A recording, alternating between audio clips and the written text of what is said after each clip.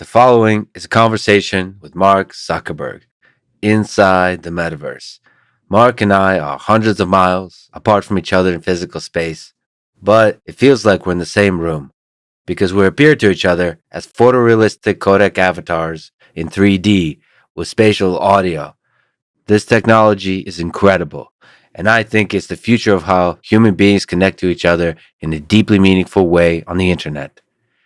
These avatars can capture many of the nuances of facial expressions that we humans use to communicate emotion to each other.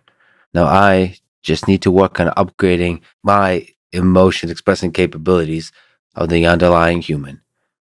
This is the Lex Fridman podcast. And now, dear friends, here's Mark Zuckerberg.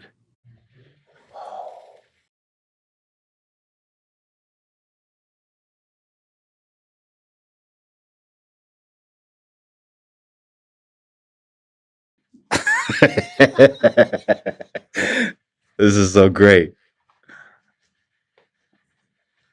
Lighting change? Wow. Yeah, we can put the light anywhere. And it doesn't feel awkward to be really close to you. No, it does. I moved you back a few feet before you got into the headset. You were like right here. I don't know if people can see this, but this is incredible. The realism here is just incredible. Where am I? Where are you, Mark? Where are we? You're in Austin, right? No, I mean this place. We're shrouded by darkness with ultra realistic face, and it just feels like we're in the same room. This is really the most incredible thing I've ever seen. And sorry to be in your personal space. I mean, we have done jiu-jitsu before. Yeah, no, I was commenting to the team before that even that I feel like we've choked each other from further distances than it feels like we are right now. I mean, this is just really incredible. I don't know how to describe it with words. It really feels like we're in the same room. Yeah. It feels like the future. This is truly, truly incredible. I just wanted to take it in. I'm still getting used to it. It's like, it's you. It's really you. But you're not here with me, right? You're there wearing a headset, and I'm wearing a headset. It's really, really incredible. So what, can you describe what it takes currently for us to appear so photorealistic to each other? Yeah. So, I mean, for background, we both did these scans for this research project that we have at Meta called Codec Avatars. And the idea is that instead of our avatars being cartoony, and instead of actually transmitting a video, what it does is we've sort of scanned ourselves and a lot of different expressions, and we've built a computer model of sort of each of our faces and bodies and the different expressions that we make, and collapse that into a codec that then, when you have the headset on your head, it sees your face, it sees your expression, and it can basically send an encoded version of what you're supposed to look like over the wire. So in addition to being photorealistic, it's also actually much more bandwidth efficient than transmitting a full video, or especially a 3D immersive video of a whole scene like this. And it captures everything, like the flaws, like to me, the subtleties of the human face, like even the flaws, that's all amazing. It makes it so much more immersive. It makes you realize that like perfection isn't the thing that leads to immersion. It's like the little subtle flaws, like freckles and like variations in color and just wrinkles, all stuff asymmetry. About noses, asymmetry, and just the different, like the corners of the eyes, like what your eyes do when you smile, all that kind of stuff. Yeah, eyes are a huge part of it.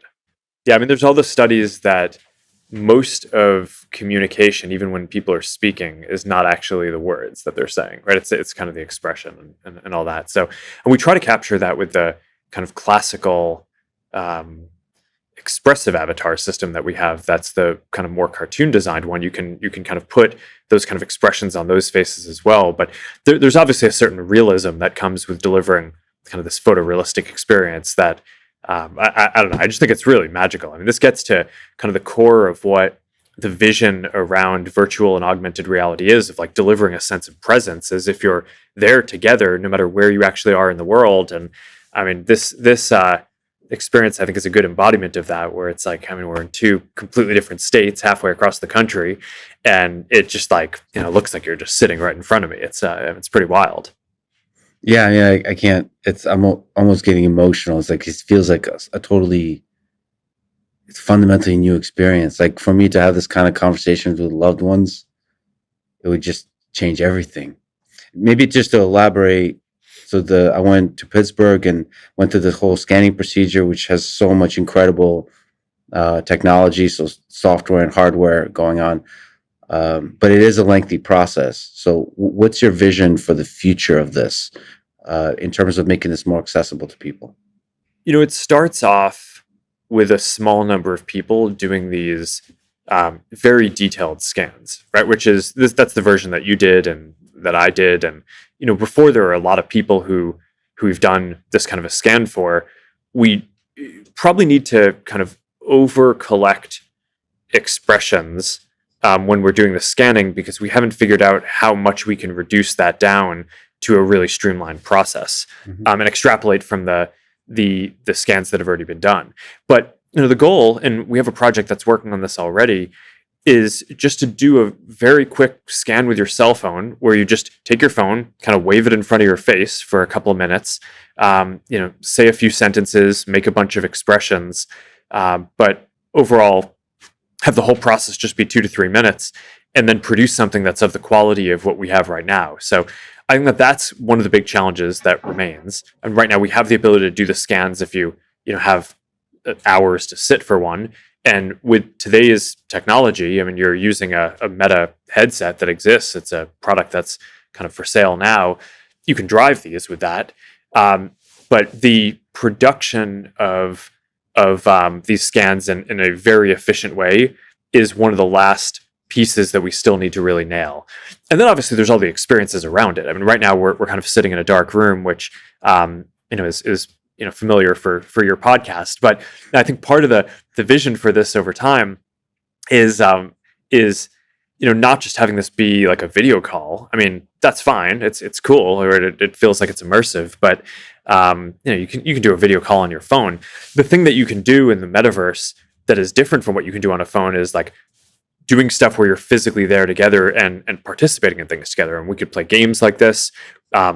We could have meetings like this in the future. Once you get mixed reality and augmented reality, we could have codec avatars like this and go into a meeting and have some people physically there and have some people show up in this photorealistic form, superimposed on the physical environment. And I think that stuff like that is going to be super powerful. So we got to still build out all those kind of applications and the use cases around it. But I don't know. I think it's going to be a pretty wild next few years around this.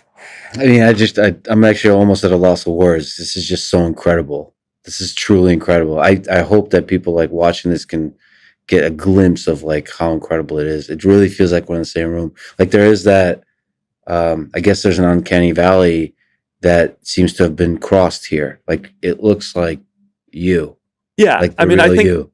There's still a bunch of tuning that I think we'll want to do where different people emote to different extents, right? So I think one of the big questions is, like when you smile, how wide is your smile, and how wide do you want your smile to be? And I think getting that to be tuned on a per person basis is going to be one of the things that we're going to need to figure out. It's like, to what extent do you want to give people control over that? Some people might try to, might prefer a version of themselves that's more emotive in their avatar than their actual face is. So for example, I always get a lot of critique and shit for having like a relatively stiff expression. But I might feel pretty happy, but just make a pretty small smile. So maybe for me, I would it's actually it's like I'd want to have my avatar really be able to better express like how I'm feeling than how I can do physically. So I think that there's a question about how you want to tune that, but overall, yeah, we want to start from the baseline of capturing how people actually emote and express themselves. And I think the initial version of this has been pretty impressive. And like you said, I do think we're kind of beyond the uncanny valley here, where it does feel like you. It doesn't feel weird or anything like that. I mean, that's going to be the meme that the two most monotone people are in a metaverse together. But I think that actually makes it more difficult. Like the amazing thing here is that the subtleties of the expression of the eyes.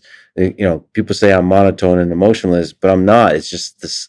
Maybe my expression of emotion is more subtle, usually, like with the eyes, and that's one of the things I've noticed is just how expressive the subtle movement of the corners of the eyes are in terms of displaying happiness or boredom or all that kind of stuff. I am curious to see, just because I've never done one of these before. I've never done a podcast as one of these codec avatars. I'm curious to see what people think of it, because one of the issues that we've had in some of the VR and mixed reality work is it tends to feel a lot more profound when you're in it than the 2D videos capturing the experience. So I think that this one, because it's photorealistic, may look kind of as amazing in 2D for people watching it as it feels, I think, to be in it. But we've certainly had this issue where a lot of the other things, just it's like you feel the sense of immersion when you're in it that doesn't quite translate to a 2D screen. But I don't know. I'm curious to see what people think. Yeah, I'm curious to see if people could see that. Like my heart is actually beating fast now. This is super interesting. Like that such intimacy of conversation can be achieved remotely. There's been, I don't do remote podcasts for this reason, and this is like breaks all of that. This feels like just an incredible transition to something else, to the different kind of communication. Breaks all barriers, like geographic, physical barriers. What you mentioned, do you have a sense of timeline in terms of how many difficult things have to be solved to make this more accessible to like scanning with a smartphone? Yeah, I mean, I think we'll probably roll this out progressively over time. So it's not going to be like we roll it out and one day everyone has a codec avatar. We want to get more people scanned and into the system, and then we want to start integrating it into each one of our apps, right? Making it so that, I think that for a lot of the work style things, productivity, I think that this is going to make a ton of sense. In a lot of game environments, I mean, this could be fine, but games tend to have their own style, right? Where you almost want to fit more with the aesthetic style of the game. But I think for doing meetings, and one of the things that we get a lot of feedback on workrooms, where people are pretty blown away by the experience and this feeling that you can like be remote but feel like you're physically there around a table with people. But then we get some feedback that people have a hard time with the fact that the avatars are so expressive and don't feel as realistic in that environment. So I think something like this could make a very big difference for those remote meetings, and especially with Quest 3 coming out, which is going to be the first mainstream mixed reality product, right? Where you're really taking digital, expressions of either a person or objects and overlaying them on the physical world. I think the ability to do kind of remote meetings and things like that, where you're like just remote hang sessions with friends. I mean, I think that that's going to be very exciting. So yeah, rolling it out over the next few years. It's not ready to be like a kind of mainstream product yet, but we'll keep tuning it and keep getting more scans in there and keep and kind of rolling it out into more of the features. But yeah, I mean, definitely in the next few years, you'll be seeing a bunch more experiences like this. Yeah, I would love to see some celebrities scanned and some non-celebrities. I just more people to experience this. I would love to see that. This is something, I mean, my mind is blown. I'm literally at a loss of words because it's very difficult to just convey how incredible this is. How I feel the emotion, how I feel the presence, how I feel like the subtleties of the emotion in terms of like work meetings or any kind of, in terms of podcasts. This is awesome. And I don't even need your arms or legs. Is that well? We got to get that. I mean, that's its own challenge. And part of the question is also, so you have the scan, then it takes a certain amount of compute to go drive that, both for the sensors on the headset and then rendering it. So one of the things that we're working through is what is the level of fidelity that is optimal, right? You could do the full body in kind of a codec, and that can be quite intensive, but one of the things that we're thinking about is like, all right, maybe you can kind of stitch a somewhat lower fidelity version of your body, would still have the main kind of the major movements, but your face is really the thing that we have the most resolution on, right? In terms of being able to read and express emotions. I mean, like you said, if you move your eyebrows like a millimeter, I mean, that really changes the expression and what you're emoting. Whereas, I mean, moving your arm like an inch probably doesn't matter quite as much. So yes, I think that we do want to get all of that into here, and that'll be some of the work over the next period as well. So you mentioned Quest 3. That's coming out. I've gotten a chance to try that too. That's awesome. So how'd you pull off the mixed? So it's not just virtual reality; it's mixed reality. Yeah, I mean, I think it's going to be the first mainstream mixed reality device. I mean, obviously we shipped Quest Pro last year, but it was $1,500. And part of what I'm super proud of is, we try to innovate not just on pushing the state of the art and delivering new capabilities, but making it so it can be available to everyone. And we have this, and it's coming out. It's $500, and in some ways, I think the mixed reality is actually better in Quest 3 than it was than what we're using right now in Quest Pro. So I'm really proud of the team for being able to deliver that kind of an innovation and get it out. But some of this is just the software you tune over time and get to be better. Part of it is you put together a product and you figure out what are the bottlenecks in terms of making it a good experience. So we got the resolution for the mixed reality cameras and sensors to be multiple times better in Quest 3. And we just figured that made a very big difference when we saw the experience that we were able to put together for Quest Pro. And part of it is also that, Qualcomm just came out with their next generation chipset for VR and MR, that we worked with them on a kind of custom version of it. But that was available this year for Quest 3, and it wasn't available in Quest Pro. So, in a way, Quest 3, even though it's not, the Pro product, actually has a stronger chipset in it than the Pro line at a third of the cost. So I'm really excited to get this in people's hands. It does all the VR stuff that Quest 2 and the others have done too. It does it better because the display is better, and the chip is better, so you'll get better graphics. It's 40% thinner, so it's just more comfortable as well. But the MR is really the big capability shift, and part of what's exciting about the whole space right now is, this isn't like smartphones where companies put out a new smartphone every year and you can almost barely tell the difference between that and the one the year before it. For this, each time we put out a new headset, it has like a major new capability, and the big one now is mixed reality, the ability to basically take digital representations of people or objects and superimpose them on the world. And basically, there's one version of this is you're going to kind of have these augments or holograms and experiences that you can kind of bring into your living room or a meeting space or an office. Another thing that I just think is going to be a much kind of simpler innovation is that there are a lot of VR experiences today that don't need to be fully immersive.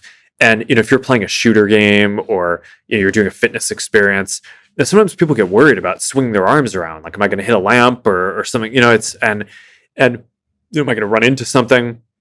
So having that in mixed reality actually is just a lot more comfortable for people, right? You kind of still get the immersion in the 3D experience, and you can have an experience that just wouldn't be possible in the physical world alone. But by being anchored to and being able to see the physical world around you, it's like it just feels so much safer and more secure. And I think a lot of people are really going to enjoy that too. So yeah, I'm really excited to see how people use it. But yeah, Quest 3 coming out later this fall.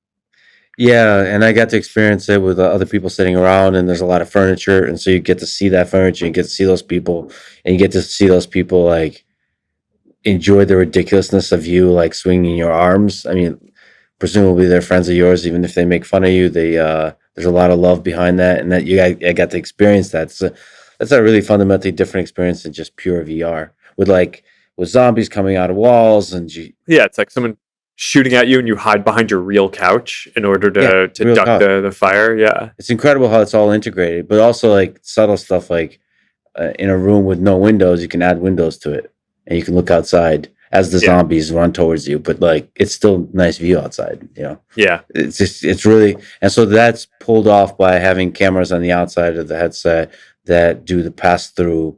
And that technology is incredible to do that on a small headset. Yeah, and it's not just the cameras. You basically you need multiple cameras to capture the different angles and sort of the three-dimensional space. And then it's a pretty complex compute problem, an AI problem, to map that to your perspective, right? Because the cameras aren't exactly where your eyes are, because no two people's eyes are going to be in exactly the same place. You kind of need to get that to line up, and then do that basically in real time, and then generate something that kind of feels natural, and then superimpose whatever digital objects you want to put there. So it's a very interesting technical challenge, and I think we'll continue tuning this for the years to come as well. But I'm pretty excited to get this out, because I think Quest 3 is going to be the first device like this that millions of people are going to get. That's mixed reality, and it's only when you have millions of people using something that you start getting the whole developer community really starting to experiment and build stuff, because now there are going to be people who actually use it. So I think we'll get, we got some of that flywheel going with Quest Pro, but I think it'll really get accelerated once Quest 3 gets out there. And so yeah, I'm pretty excited about this one. Plus, there's hand tracking so you don't need to have a control. So the cameras aren't just doing the pass through of the entire physical reality around you. It's also tracking the details of your hands in order to use that for like gesture recognition, this kind of stuff. Yeah, we've been able to get way further on hand recognition in a shorter period of time than I expected. So that's been pretty cool. I don't know. Did you see the demo experience that we built around piano? The piano, learning to play piano. Yeah, it's incredible. You're basically playing piano on a table, and that's without any controller. And like how well it matches physical reality with no latency, and it's tracking your hands with no latency, and it's tracking all the people around you with no latency, integrating physical reality and digital reality. Obviously, that connects exactly to this Kodak avatar, which is in parallel, allows us to have ultra realistic copies of ourselves in this mixed reality. It's it's all converging towards like an incredible digital experience in the metaverse. To me, obviously, I love the intimacy of conversation, so even this is awesome. But do you have other ideas of what this unlocks, of like something like Kodak Avatar unlocks in terms of applications, in terms of things we're able to do?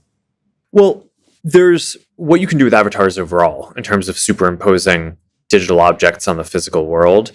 And then there's kind of psychologically, what does having photorealistic do? So I think we're moving towards a world where, we're going to have something that looks like normal glasses, where you can just see the physical world, but you also see holograms. And in that world, I think that they're going to be, not too far off, maybe, by the end of this decade, we'll be living in a world where there are kind of as many holograms when you walk into a room as there are physical objects. And it really raises this interesting question about what are, a lot of people have this phrase where they call the physical world the real world. And, I kind of think increasingly, the physical world is super important, but I actually think the real world is the combination of the physical world and the digital worlds coming together. But until this technology, they were sort of separate, right? It's like you access the digital world through a screen, right? And maybe it's a small screen that you carry around, or it's a bigger screen when you sit down at your desk and strap in for a long session. But they're kind of fundamentally divorced and disconnected. And I think part of what this technology is going to do is bring those together into a single coherent experience of what the modern real world is, which is, it's got to be physical, because that we're physical beings. So the physical world is always going to be super important. But increasingly, I think a lot of the things that we kind of think of can be digital holograms. I mean, any screen that you have can be a hologram. Any media, any book, art, can basically be just as effective as a hologram, as a physical object. Any game that you're playing, a board game, or any kind of physical game, cards, ping pong, things like that. They're often a lot better as holograms, because you could just kind of snap your fingers and instantiate them and have them show up. It's like you have a ping pong table show up in your living room, but then you can snap your fingers and have it be gone. So that's super powerful. So I think that it's actually an amazing thought experiment of like how many physical things we have today that could actually be better as interactive holograms. But then beyond that, I think the most important thing obviously is people. So the ability to have these mixed hangouts, whether they're social or meetings, where you show up to a conference room, you're wearing glasses or a headset in the very near term, but hopefully by over the next 5 years, glasses or so, and you're there physically. Some people are there physically, but other people are just there as holograms, and it feels like it's them who are right there. And also, by the way, another thing that I think is going to be fascinating about being able to blend together the digital and physical worlds in this way is we're also going to be able to embody AIs as well. So I think you'll also have meetings in the future where you're basically, maybe you're sitting there physically, and then you have, a couple of other people who are there as holograms. And then you have like Bob, the AI, who's an engineer on your team who's helping with things. And he can now be embodied as a, as a realistic avatar as well, and just join the meeting in that way. So I think that's going to be pretty compelling as well. So then, okay, so what can you do with photorealistic avatars compared to kind of the more expressive ones that we have today? Well, I think a lot of this actually comes down to acceptance of the technology. And because all of the stuff that we're doing, I mean, the motion of your eyebrows, the motion of your eyes, the cheeks, and all of that, there's actually no reason why you couldn't do that on an expressive avatar too. I mean, it wouldn't look exactly like you, but you could make a cartoon version of yourself and still have it be almost as expressive. But I do think that there's this bridge between the current state of most of our interactions in the physical world and where we're getting in the future with this kind of hybrid physical and digital world, where I think it's going to be a lot easier for people to kind of take some of these experiences seriously with the photorealistic avatars to start. And then I'm actually really curious to see where it goes longer term. I could see a world where people stick to the photorealistic and maybe they modify them to make them a little bit more interesting, but maybe fundamentally we like photorealistic things. But I could also see a world that once people get used to the photorealistic avatars and they get used to these experiences, that I actually think that there could be a world where people actually prefer being able to express themselves in kind of ways that aren't so tied to their physical reality. And so that's one of the things that I'm really curious about. And I don't know, in a bunch of our internal experiments on this, one of the things that I thought was psychologically pretty interesting is people have no issues blending photorealistic stuff and not. So, we could have for this specific scene that we're in now, we happen to sort of be in a dark room. I think part of that aesthetic decision, I think, was based on the way you like to do your podcast. But we've Yes. done experiences like this where you have like a cartoony background, but photorealistic people who you're talking to. And we seem to, people just seem to just think that is completely normal, right? It doesn't bother you. It doesn't feel like it's weird. Another thing that we've experienced with is basically you have a photorealistic avatar that you're talking to, and then right next to them, you have an expressive kind of cartoon avatar. And that actually is pretty normal too, right? It's like, it's not that weird, right? To basically interacting with different people in different modes like that. So I'm not sure. I think it'll be an interesting question to what extent these photorealistic avatars are like a key part of just transitioning from being comfortable in the physical world to this kind of new modern real world that kind of includes both the digital and physical, or if this is like the long-term way that it stays. I think that there are going to be uses for both the expressive and the photorealistic over time. I just don't know what the balance is going to be. Yeah, it's a really good, interesting philosophical question. But to me, in the short term, the photorealistic is amazing to where I would prefer, like you said, the workroom, but like on a beach with a beer, to see a buddy of mine remotely on a chair next to me drinking a beer. I mean, that, as realistic as possible, is an incredible experience. So I don't want any fake hats on him. I don't want any, just chilling with a friend, drinking beer, looking at the ocean while not being in the same place together. I mean, that experience is just, it's a fundamentally it's just a high quality experience of friendship. Whatever we seek in friendship, it seems to be present there in the same kind of realism I'm seeing right now. This is totally a game changer. So to me, I can see myself sticking with this for a long time. Yeah, In the long and term. I mean, it's novel, and it's also a technological feat, right? It's like being able to Yes. pull this off is like it's like a pretty impressive, and I think to some degree it's just this kind of like awesome experience. Yeah. Um, But I'm already, sorry to interrupt, I'm already forgetting that you're not real. Like this really, so Well, I am it's real. novel. this is just an avatar That's- version of me, That's a but deep here, philosophical question. Yes. but I mean, but here's some of the. So I put this on this morning, and I was like, all right, like it's like, okay, so this my hair is a little shorter in this than my physical hair is right now. I Yeah. probably need to go get a haircut. Sure. And like, and I did happen to shave this morning, but if I hadn't, I could still have this photorealistic avatar that is more cleanly shaven, right? Even if I'm a few days in, physically. So I do think that there are going to start to be these subtle questions that seep in where the avatar is realistic in the sense of this is kind of what you looked like at the time of capture, but it's not necessarily temporally accurate to exactly what you look like in this moment. And I think that there are going to end up being a bunch of questions that come from that over time that I think are going to be fascinating too. You mean just like the nature of identity of who we are? Are we the Yeah. people? You know how people do like summer beach body? Will people be for the scan? They'll try to lose some weight and look their best and sexiest with the nice hair and everything like that. I mean, it does. It does raise the question of, if a lot of people are interacting with the digital version of ourselves, who are we really? Are we the entity driving the avatar, or are we the avatar? Well, I mean, I think our physical bodies also fluctuate and change over time too. So I think that there's a similar question of like, which version of that are we? Right? There's like the. Yeah. I mean, it's and it's interesting identity question because, all right, it's like, I don't know, it's like weight fluctuates or things like that. It's like I think most people don't tend to think of themselves as the. Well, I don't know. It's an interesting psychological question.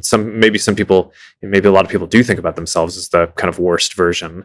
But I think a lot of people probably think about themselves as the best version. And and then it's like what you are on a day-to-day basis doesn't necessarily map to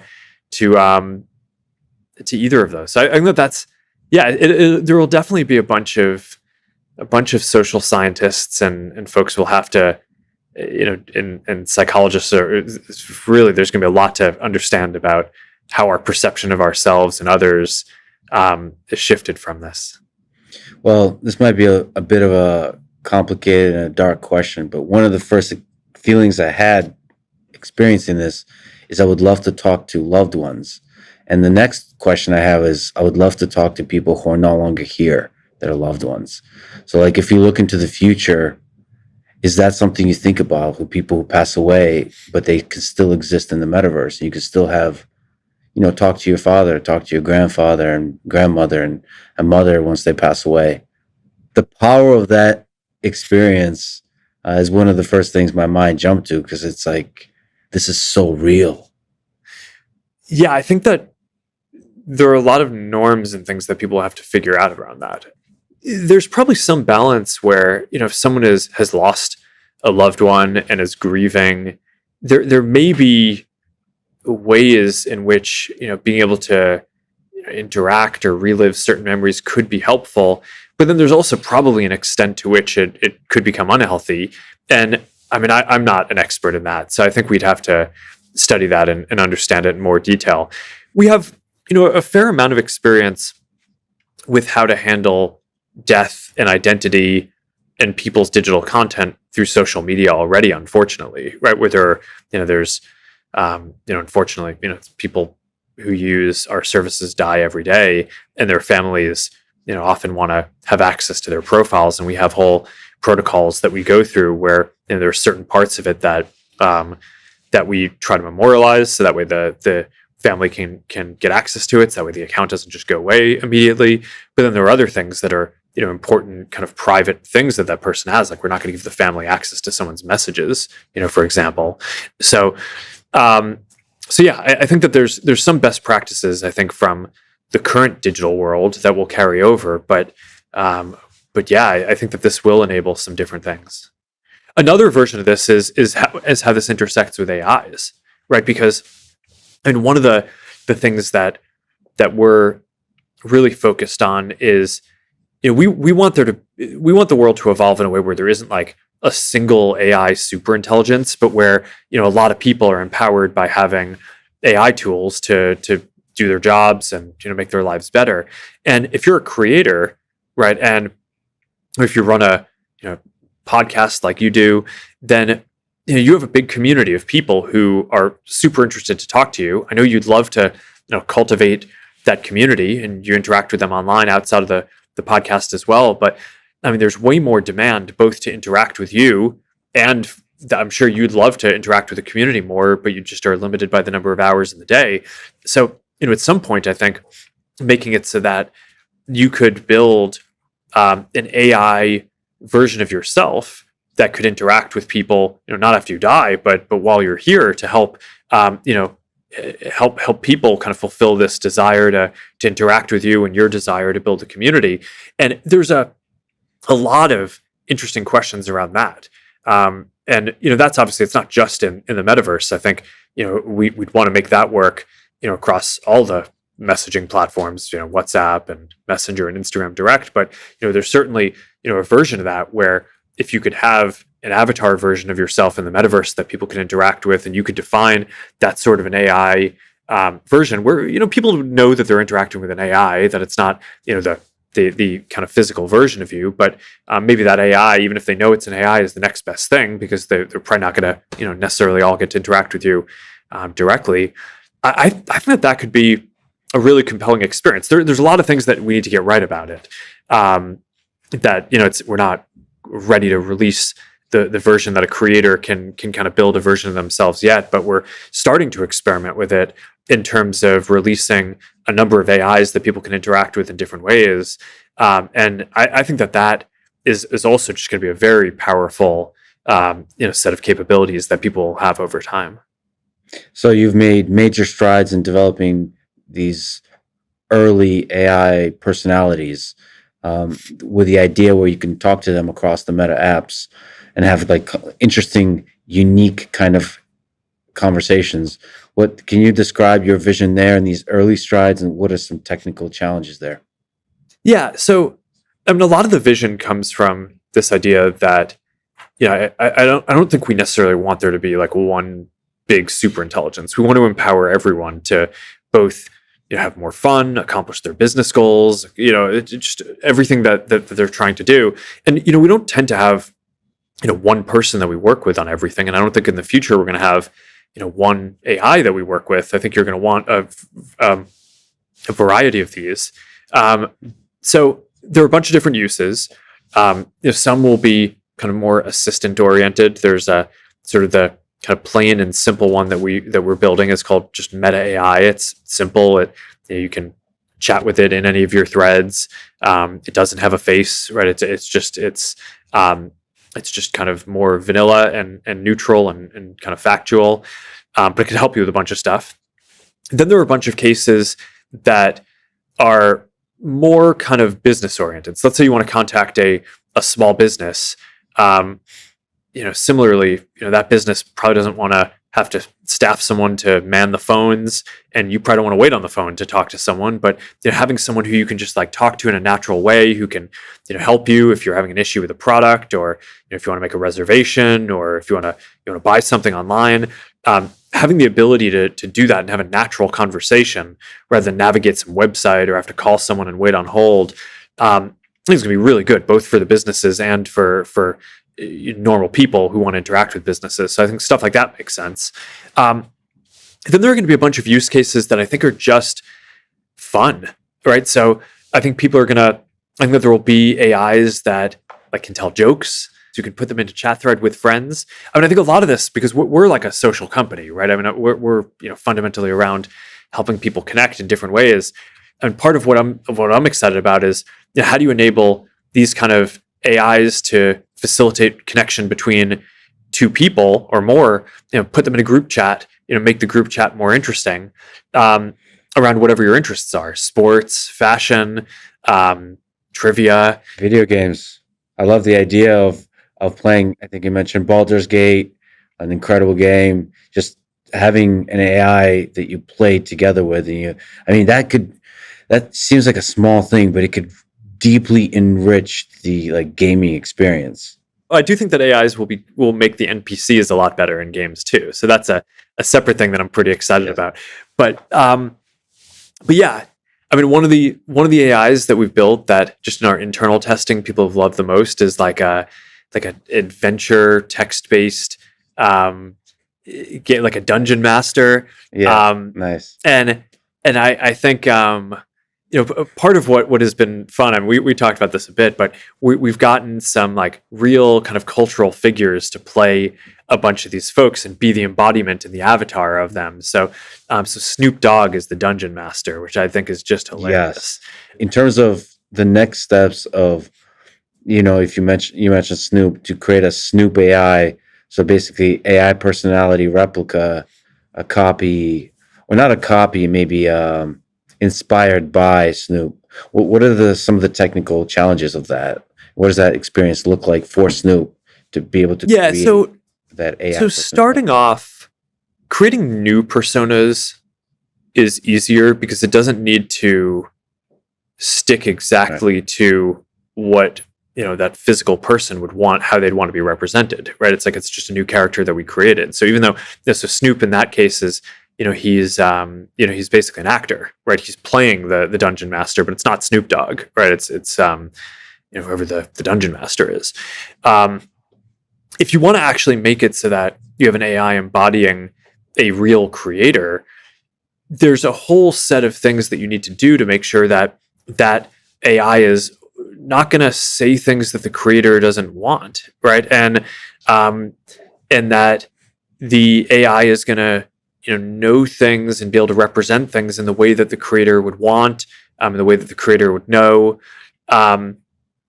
So I think that it's less of a question around like having the avatar express them. I mean, that I think it's like, we have our kind of V1 of that we'll release soon, is after Connect, but that'll get better over time.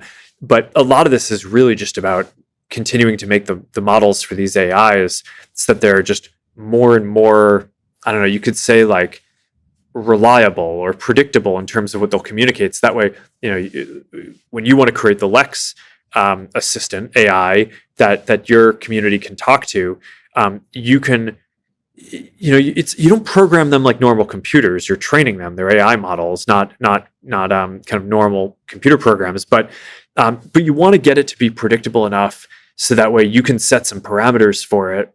And even if it isn't perfect all the time, you want it to generally be able to stay within those bounds. So that's a lot of what I think we need to nail for the creators, and that's why that one's actually a much harder problem, I think, than starting with new characters that you're creating from scratch. So that one I think will probably start releasing sometime next year, not this year, but experimenting with existing characters and the assistant and games and a bunch of different personalities and experimenting with some small businesses. I think that stuff we'll be ready to do this year, and we're rolling it out, basically right after Connect. Yeah, I'm deeply entertained by the possibility of me sitting down with myself and saying, "Hey, man, like you need to stop the dad jokes or whatever." I think the idea of a podcast between you and AI assistant Lex podcast. I mean, there's just even the experience of a Kodak avatar being able to freeze yourself, like to basically first mimic yourself. So everything you do, you get to see yourself do it. That's a surreal experience.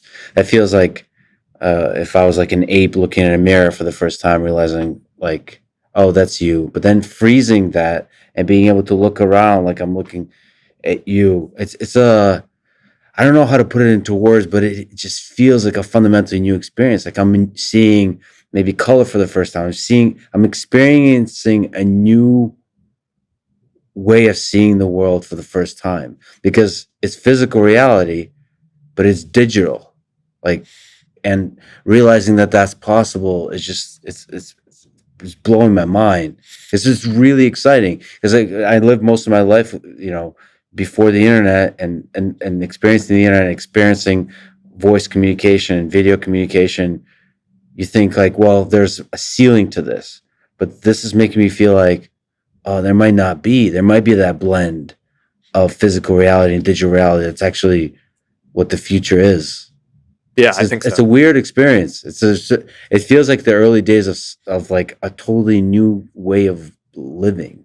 And like there's a lot of people that kind of complain, well, the internet is not that's not reality. You need to turn all that off and go, in nature. But this feels like this will make those people happy, I feel like, because it feels real. The flaws and everything.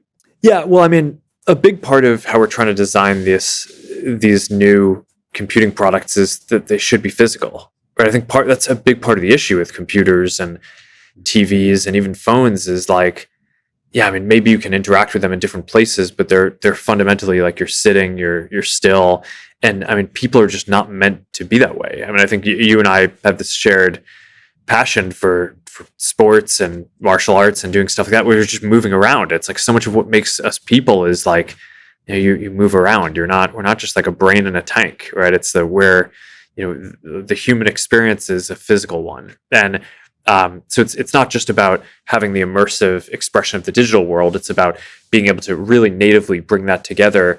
And I do really think that the real world is this mix of the physical and the digital, right? The digital there's too much digital at this point for it to just be siloed to a small screen, but the physical is too important. So you don't want to just sit down all day long at a desk. So I think that this is, I do think that this is the future. This is, I think, the kind of philosophical way that I would want the world to work in the future is a much more coherently blended physical and digital world. There might be some difficult philosophical and even ethical questions we have to figure out as a society.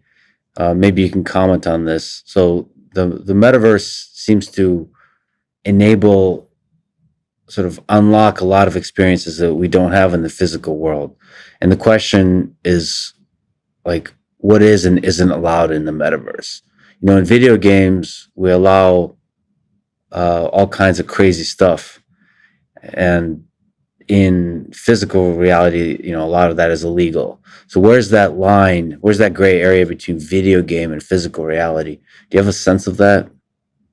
Well, I think, I mean, there are content policies and things like that, right? In terms of what people are allowed to create. But I mean, a lot of the rules around physical, I think we try to have a society that is as free as possible, meaning that people can do as much of what they want, unless you're going to do damage to other people and infringe on their rights.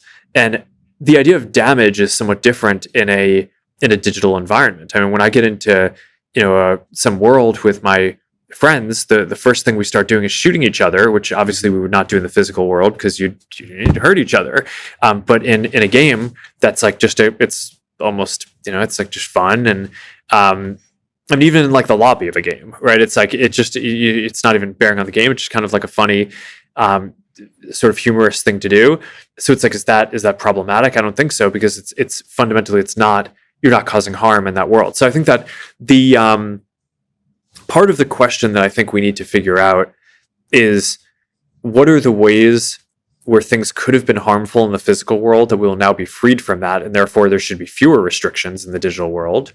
And then there might be new ways in which there could be harm in the digital world that there weren't the case before. So there's more anonymity, right? It's when you show up to a restaurant or something, it's like all the norms where you pay the bill at the end. It's because you have one identity, and if you stiff them, then like life is a repeat game, and that's not going to work out well for you. But in a digital world where you can be anonymous and show up in different ways, I think the incentive to act like a good citizen can be a lot less, and that causes a lot of issues and toxic behavior. So I think that needs to get sorted out. So I think in terms of what is allowed, I think you want to just look at what are the damages. But then there's also other things that are not related to kind of harm, less about what should be allowed and more about what will be possible. that are more about the laws of physics, right? It's like if you wanted to travel to see me in person, you'd have to get on a plane, and that would take a few hours to get here. Whereas we could just jump in a conference room and put on these headsets, and we're basically teleported into a space where we're it feels like we're together. So that's a very novel experience that it breaks down some things that previously would have defied the laws of physics for what it would take to get together. And I think that will create a lot of new opportunities, right? So and one of the things that I'm curious about is there are all these debates right now about remote work or people being together. And I think this gets us a lot closer to being able to work physically in different places, but actually have it feel like we're together. So I think that the dream is that people will one day be able to just work wherever they want, but we'll have all the same opportunities because you'll be able to feel like you're physically together. I think we're not there today with just video conferencing and the basic technologies that we have, but I think part of the idea is that with something like this, over time you could get closer to that, and that would open up a lot of opportunities, right? Because then people could live physically where they want while still being able to get the benefits of being physically or kind of feeling like you're together with people at work, all the ways that helps to build more culture and build better relationships and build trust, which I think are real issues that if you're not seeing people in person ever. So I don't know. I think it's very hard from first principles to think about all the implications of a technology like this, and all the good and the things that you need to mitigate. So you try to do your best to kind of envision what things are going to be like and accentuate the things that they're going to be awesome, and hopefully mitigate some of the downside things. But it's the reality is that we're going to be building this out 1 year at a time. It's going to take a while, so we're going to just get to see how it evolves and what developers and different folks do with it. If you could comment, this might be a bit of a very specific technical question, but Llama 2 is incredible. It's you've released it recently. There's already been a lot of exciting developments around it. What's your sense about its release, and is there a Llama 3 in the future? Yeah, I mean, I think on the last podcast that we did together, we were talking about the debate that we were having around open sourcing Llama 2, and I'm glad that we did. I think at this point, there's the value of open sourcing a foundation model like Llama 2 is significantly greater than the risks. And in my view, I mean, we spent a lot of time, took a very rigorous assessment of that and red teaming it. But I'm very glad that we released Llama 2. I think the reception has been, it's just been really exciting to see how excited people have been about it, and it's gotten way more downloads and usage than I would have even expected, and I was pretty optimistic about it. So that's been great. Llama 3, I mean, there's always another model that we're training. So I mean, it's for right now, we trained Llama 2 and we released it as an open source model, and right now the priority is building that into a bunch of the consumer products, all the different AIs and a bunch of different products that we're basically building as consumer products. Because Llama 2 by itself, it's not a consumer product, right? It's more of a piece of infrastructure that people could build things with.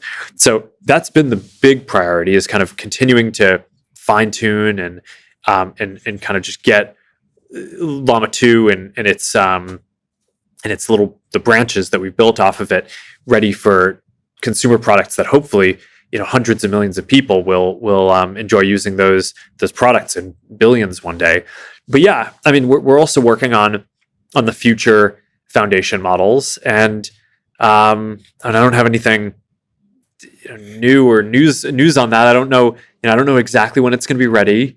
I think just like we had a debate around Llama 2 and open sourcing it, I think we'll need to have a similar debate and process to red team this and make sure that this is safe. And my hope is that we'll be able to open source this next version when it's ready too. But that's not that we're not close to doing that this month. I mean, this is it's a thing that we're still somewhat early in working on. Well, in general, thank you so much for open sourcing Llama 2 and for being transparent about all the exciting developments around AI. I feel like that's contributing to a really awesome conversation about where we go with AI.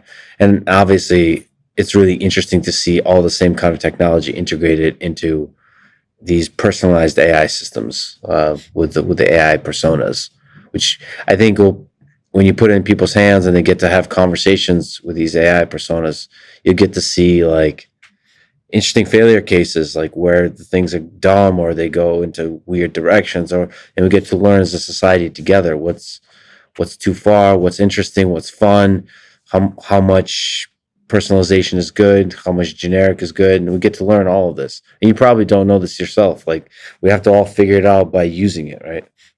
Yeah, I mean, part of what we're trying to do with the initial AI's launch is having a diversity of different use cases, just so that people can try different things. Because I don't know what's going to work. I mean, are people going to like playing the text-based adventure games, or are they going to like having a comedian who can add jokes to threads, or are they going to want to interact with historical figures?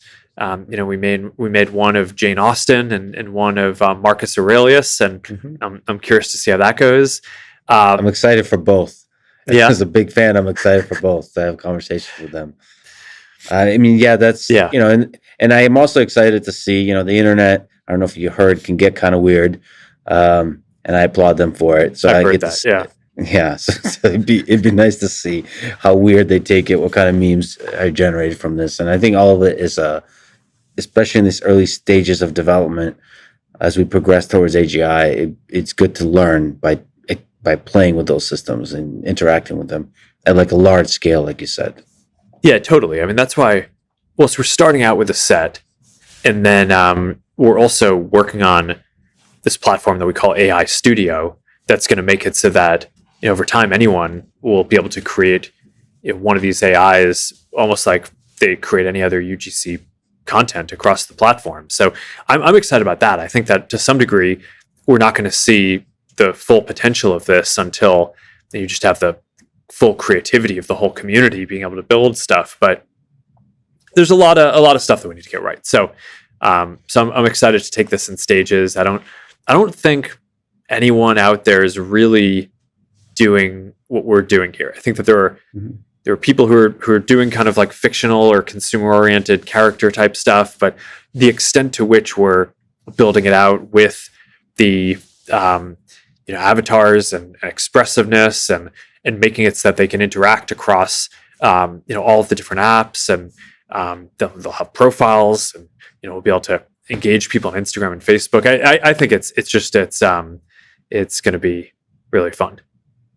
Well, so we're talking about AI, but I'm still blown away this entire time that I'm talking to Mark Zuckerberg and you're not here, but you feel like you're here. I've done quite a few intimate conversations with people alone in a room, and this feels like that.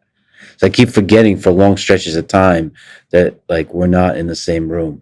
And for me to imagine a future where I can, with a snap of a finger, do that with anyone in my life, the way we can just call right now and have this kind of shallow 2D experience, to have this experience like we're sitting next to each other is like, I don't think we can even imagine how that changes things, where you can immediately have intimate one-on-one conversations with anyone. That might, like, in a way we might not even predict, change civilization. Well, I mean, this is a lot of the thesis behind the whole metaverse, is giving people the ability to feel like you're present with someone. I mean, this is like the main thing I talk about all the time. But I do think that there's a lot to process about it. I mean, from my perspective, I mean, I'm definitely here. We're just not we're not physically in the same place. It's not like you're not talking to an AI, right? This is so I think the thing that's novel is the ability to convey through technology a sense of almost physical presence. So the thing that is not physically real is us being in the same physical place, but kind of everything else is. And I think that gets to this somewhat philosophical question about what is the nature of kind of the modern real world. And I just think that it really is this combination of a physical world and the presence that we feel, but also being able to combine that with this increasingly rich and powerful and capable digital world that we have, and all of the innovation that's getting created there. So I think it's super exciting because I mean the digital world is just increasing in its capability and our ability to do awesome things. But the physical world is so profound, and that's a lot of what makes us human is that we're physical beings. So I don't think we want to run away from that and just spend all day on a screen.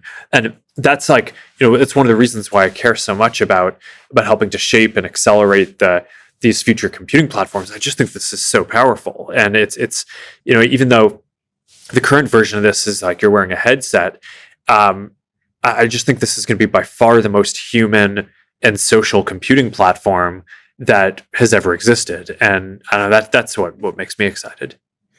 Yeah, I think just to linger on this kind of changing nature of reality, like of what is real, maybe shifting it towards the sort of consciousness. So what is real is the subjective experience of a thing that makes it feel real versus necessarily being in the same physical space, because it feels like we're in the same physical space. Yeah. And that the conscious experience of it, that's probably what is real, not like that the space-time, like the physics of it. Like you're basically breaking physics and focusing on the consciousness. That's what's real. Just whatever is going on inside my head. But there are a lot of social and psychological things that go along with that experience that was previously only physical presence, right? I think that there's like an intimacy, a trust, there's a level of communication, because so much of communication is nonverbal and is based on expressions that you're kind of, you're sharing with someone when you're in this kind of environment.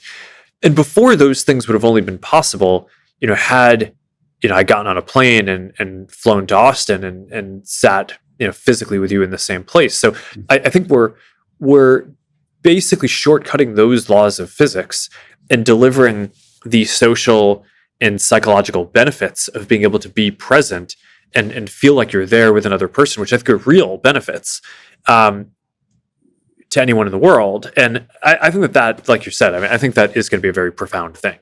And that a lot of that is, that's the promise of the metaverse, and what, why, I think that that's the next frontier for what we're working on. I started working on social networks when they were primarily text, where the first version of Facebook, your profile, you had one photo and the rest of it was like lists of things that you were interested in. And then we kind of went through the period where we were doing photos, and now we're kind of in the period where most of the content is video. But there's a clear trend where, over time, the way that we want to express ourselves and kind of get insight and content about the world around us gets increasingly just richer and more vivid. And I think the ability to be immersed and feel present with the people around you, or the people who you care about, is, from my perspective, clearly the next frontier. It just so happens that it's incredibly technologically difficult, right? It requires building up these new computing platforms and completely new software stacks to deliver that. But I mean, I kind of feel like that's what we're here to do as a company. Well, I really love the connection you have through conversation, and so for me, this photorealism is really, really exciting. I'm really excited for this future, and thank you for building it. Thanks to you, and thanks to the amazing Meta teams that I've met, the engineers, and just everybody I've met here. Thank you for helping to build this future, and thank you, Mark, for talking to me inside the metaverse. This is blowing my mind. I can't quite express. I would love to measure my heart rate this whole time. It would be hilarious if you're actually like sitting on the beach right now. I'm not. I'm in a conference room. Okay, well, I'm at a beach and and not wearing any pants. So I'm really sorry about that for anyone else who's watching me in physical space. Anyway, thank you so much for talking today. This really blew my mind. It's one of the most incredible experiences of my life. So thank you for giving that to me. Awesome. Glad you got to check it out, and it's always fun to talk. All right, I'll catch you soon. See ya. See you later. This is so amazing, man. This is so amazing.